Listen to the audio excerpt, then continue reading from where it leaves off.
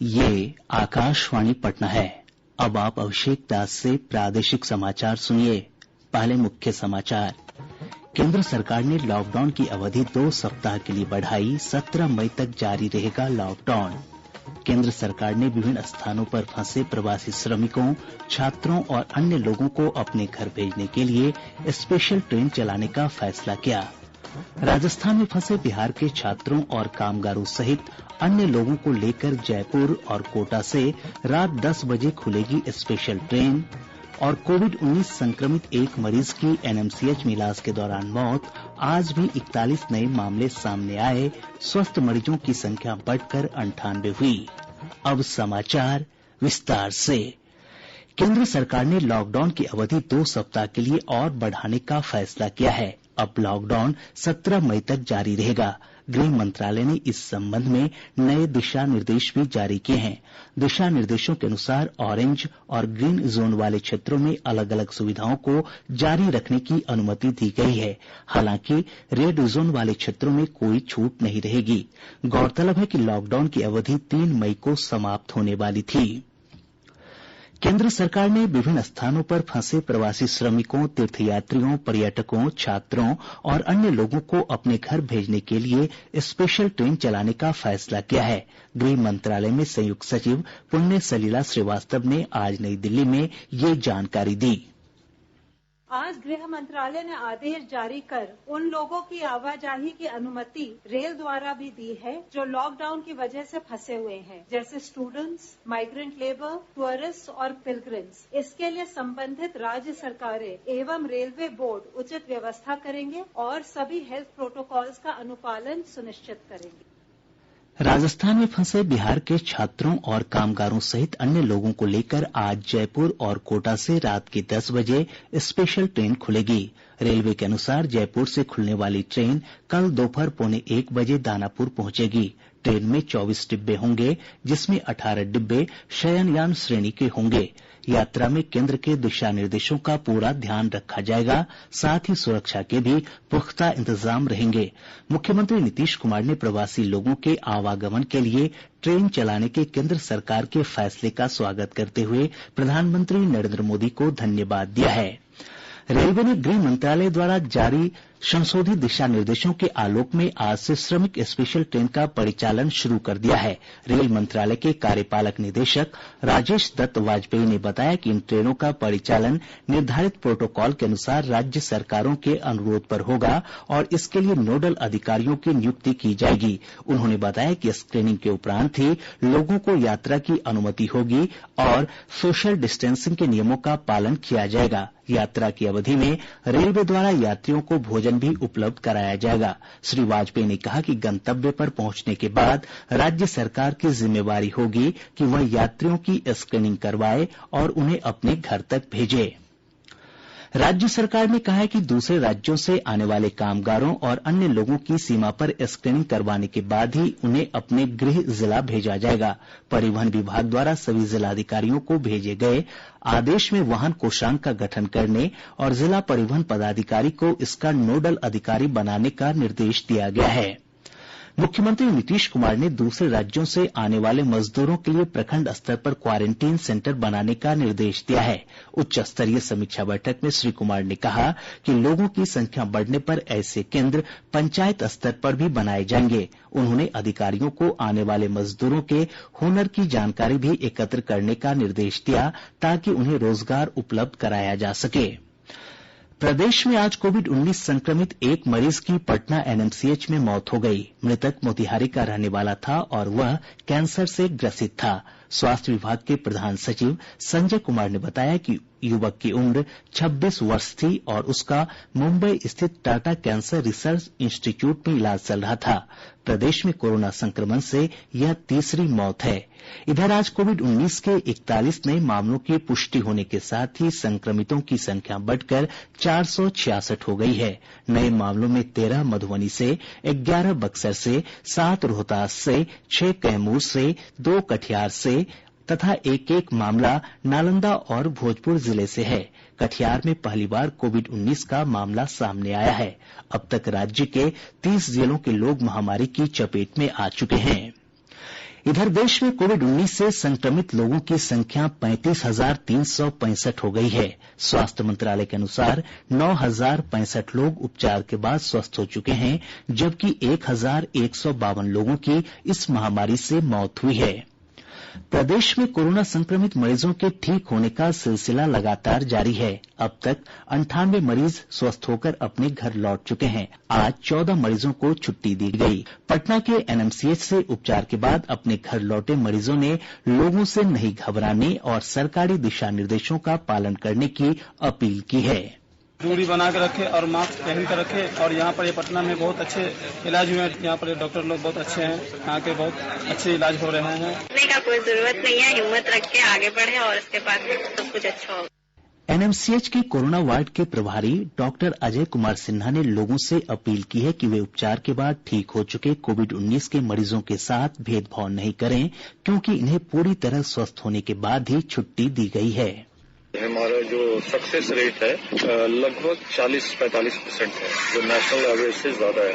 तो आज हमारे लिए और इस संस्थान के लिए, सारे टीम के लिए आज हमारे लिए खुशी की बात है कि हम अपने सोसाइटी को और हम अपने पूरे बिहार के लोगों को दिखा रहे हैं कि आप घबराएं नहीं, सावधान रहें, लेकिन ठीक होके जाएंगे। ध्यान रखें, डिस्टेंसिंग करें, एक दूसरे से दूरी बना के रखें, हाथ साफ करें और लोगों का हौसला अफजाई करें। और जो कोरोना जो ठीक होते हैं उनका मान सम्मान इज्जत करें, न कि उनको छुआछूत की तरह अलग रखें। केंद्र सरकार ने कहा है कि कोविड-19 संक्रमित मरीजों के स्वस्थ होने की दर बढ़ी है और मामलों के दोगुनी होने की रफ्तार 11 दिन से अधिक हो गई है। स्वास्थ्य मंत्रालय में संयुक्त सचिव लव अग्रवाल ने संवाददाताओं से बातचीत में कहा कि अब इस बात पर अधिक जोर दिया जाना चाहिए रेड या ऑरेंज जोन वाले जिले ग्रीन जोन में बदले जाएं। कंसंट्रेटेड एफर्ट्स करते हुए यह इंश्योर करना है कि जिन भी जिलों में केस आए हैं, यानी कि रेड या ऑरेंज डिस्ट्रिक्ट, वहां पर इफेक्टिव और स्ट्रिंजेंट कंटेन मेजर्स के थ्रू चेन ऑफ ट्रांसमिशन को ब्रेक किया जाए। Mapping of cases and contact, यानी कि जितने भी केसेज आए हैं उनको और उनके कॉन्टैक्ट को मैप किया जाए। वह केसेज और उनके कॉन्टैक्ट, उनका ज्योग्राफिकल डिस्पर्शन क्या है, उसको एनालाइज किया जाए। उसके साथ ही एक वेल डिफाइंड पैरामीटर जिसमें कि सारे रूल्स को प्रॉपरली और तरीके से एनफोर्स किया जा सकता है, उन क्राइटेरिया को कंसिडरेशन में लेते हुए जहां पर भी ये केसेज आए हैं वहां पर एक कंटेनमेंट जोन डिलिनेट किया जाना चाहिए। केंद्र सरकार ने बिहार के 5 जिलों को रेड जोन, 20 को ऑरेंज जोन और 13 को ग्रीन जोन में रखा है। रेड जोन में मुंगेर, पटना, रोहतास, बक्सर और गया जिले शामिल हैं। ऑरेंज जोन में शामिल जिले हैं नालंदा, कैमूर, सिवान, गोपालगंज, भोजपुर, बेगूसराय, औरंगाबाद, मधुबनी, पूर्वी चंपारण, भागलपुर, अरवल, सारण, नवादा, लखीसराय, बांका, वैशाली, दरभंगा, जहानाबाद, मधेपुरा और पूर्णिया। इनके अलावा शेष 13 जिले ग्रीन जोन में हैं। स्वास्थ्य मंत्रालय ने रेड जोन से ग्रीन जोन में जिलों को रखने के मानक बदले हैं। केंद्रीय स्वास्थ्य सचिव प्रीति सूदन ने बताया कि अब तक संक्रमण से मुक्त या पिछले 21 दिनों में संक्रमण का कोई मामला न होने पर ही किसी जिले को ग्रीन जोन माना जाएगा। उन्होंने बताया कि अभी देश भर के 130 जिलों को रेड जोन, 284 को ऑरेंज जोन और 319 को ग्रीन जोन में रखा गया है। प्रादेशिक समाचार आप आकाशवाणी पटना से सुन रहे हैं। राज्य सरकार ने पटना के इंदिरा गांधी आयुर्विज्ञान संस्थान में 8 रोगियों के कोरोना वायरस से संक्रमित पाए जाने के बाद अस्पताल को खाली कराने का निर्देश दिया है। अस्पताल के एक चिकित्सक और नर्स में भी कोरोना संक्रमण की पुष्टि हुई है। यह अस्पताल रविवार तक बंद रहेगा। अस्पताल के सभी वार्डों को सैनिटाइज करने का काम शुरू कर दिया गया है। रोगियों को अन्य अस्पतालों में स्थानांतरित किया जा रहा है।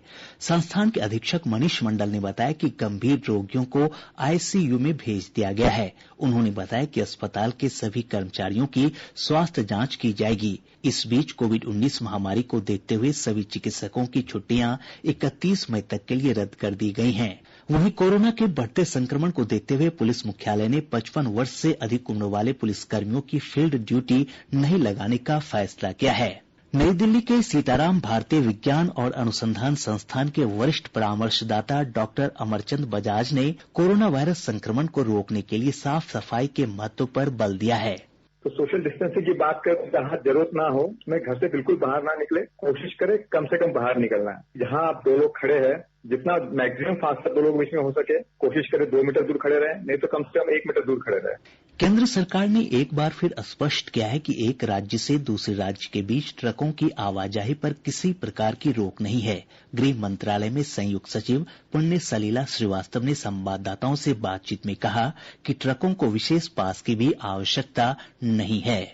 आर्थिक गतिविधियों को और आवश्यक वस्तुओं की समयबद्ध आपूर्ति के लिए ये जरूरी है कि गुड्स ट्रैफिक को इंटरस्टेट बॉर्डर्स पर रोका नहीं जाए। दिशा निर्देशों के बावजूद देश के कुछ हिस्सों में ट्रक्स और गुड कैरियर्स की मूवमेंट में समस्या आ रही है। गृह मंत्रालय ने फिर से स्पष्ट किया है कि ट्रक्स और गुड्स कैरियर्स की मूवमेंट के लिए चाहे वे भरे हुए ट्रक्स हों या खाली हों, अलग से पास की आवश्यकता नहीं है।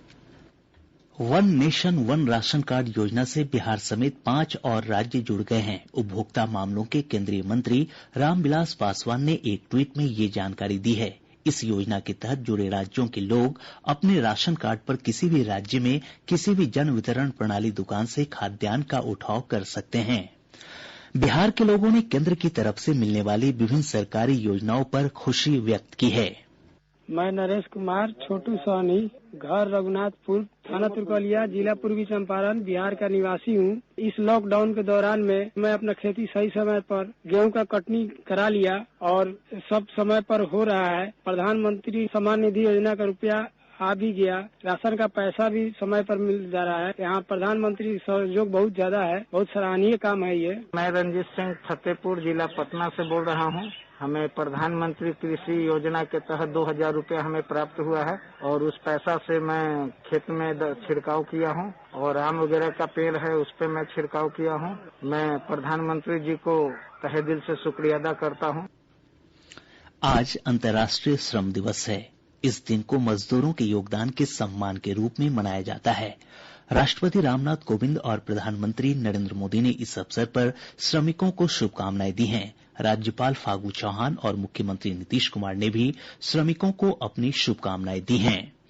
राजधानी पटना समेत प्रदेश के अनेक हिस्सों में आज तेज हवा के साथ हल्की से मध्यम बारिश दर्ज की गई। मौसम विभाग ने कहा है कि एक पश्चिमी विक्षोभ उत्तर भारत में सक्रिय हो गया है, जिसके प्रभाव से अगले 24 घंटों के दौरान बारिश की आशंका बनी हुई है। इस दौरान 30 से 50 किलोमीटर प्रति घंटे की रफ्तार से तेज हवा भी चल सकती है। बारिश के दौरान बिजली गिरने की घटना में पूर्वी चंपारण, बांका और नवादा जिले में 3 लोगों की मौत हो गई। और अब अंत में मुख्य समाचार एक बार फिर। केंद्र सरकार ने लॉकडाउन की अवधि 2 सप्ताह के लिए बढ़ाई, 17 मई तक जारी रहेगा लॉकडाउन। केंद्र सरकार ने विभिन्न स्थानों पर फंसे प्रवासी श्रमिकों, छात्रों और अन्य लोगों को अपने घर भेजने के लिए स्पेशल ट्रेन चलाने का फैसला किया। राजस्थान में फंसे बिहार के छात्रों और कामगारों सहित अन्य लोगों को लेकर जयपुर और कोटा से रात 10 बजे खुलेगी स्पेशल ट्रेन। और कोविड-19 संक्रमित एक मरीज की एनएमसीएच में इलाज के दौरान मौत। आज भी 41 नए मामले सामने आए, स्वस्थ मरीजों की संख्या बढ़कर 98 हुई। इसके साथ ही आकाशवाणी पटना से प्रसारित प्रादेशिक समाचार का ये अंक समाप्त हुआ। घर में रहिए, सुरक्षित रहिए और सुनते रहिए आकाशवाणी।